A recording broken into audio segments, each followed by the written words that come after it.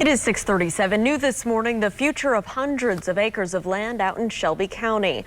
One company has its eyes on land that it believes is perfect for solar operation. And Lauren, this morning, the promise from a top executive and the ongoing concerns from people whose properties are now in high demand. Kyle Barlow is harvesting his soybeans. The fourth-generation farmer is concerned about the future of the properties around his 2,000 acres. Kyle is among those against Utah-based S-Power, setting up a solar generating facility in Shelby County. This is a fight for my career. I really do. I feel like that these things move in and more and more and more of them happen. This land will go away and we'll never get it back. From soybeans to Salt Lake City, where we zoomed with Ryan Galeria, the S-Power vice president overseeing this project. His company installs solar panel facilities like this across the country. He recently addressed the Shelby County commissioners, saying that he would return next summer with a plan for a solar plant. Galeria tells WRTV that S-Power will need between 1,500 and 2,000 acres of land to build a 250 megawatt facility. Such an operation could power up 46,000 homes per year. I can promise you that the modules that we install in these facilities are absolutely safe. There are no health considerations or concerns from our end.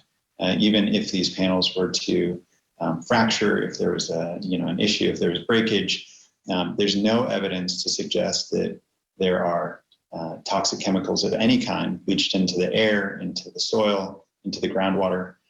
That is just not a concern. Galeria is well aware of the opposition that's taken root.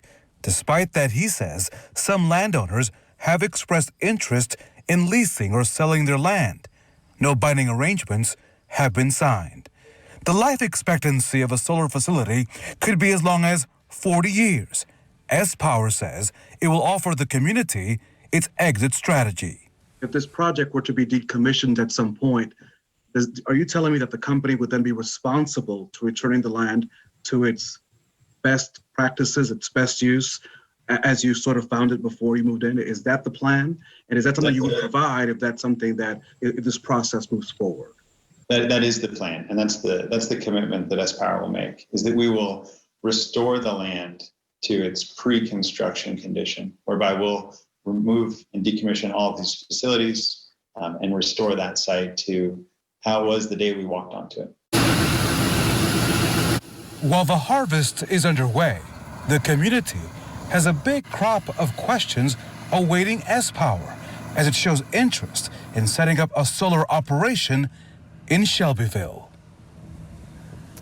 Now, I did speak to Mr. Galeria for more than 30 minutes. I've posted our entire conversation unedited on our website, WRTV.com. Now, since that conversation, though, S-Power sent us this statement saying typically an agronomist is not consulted in the planning phase of a solar power facility. However, based on the recommendation of our neighbors in this region, we intend to look into using an agronomist on this project.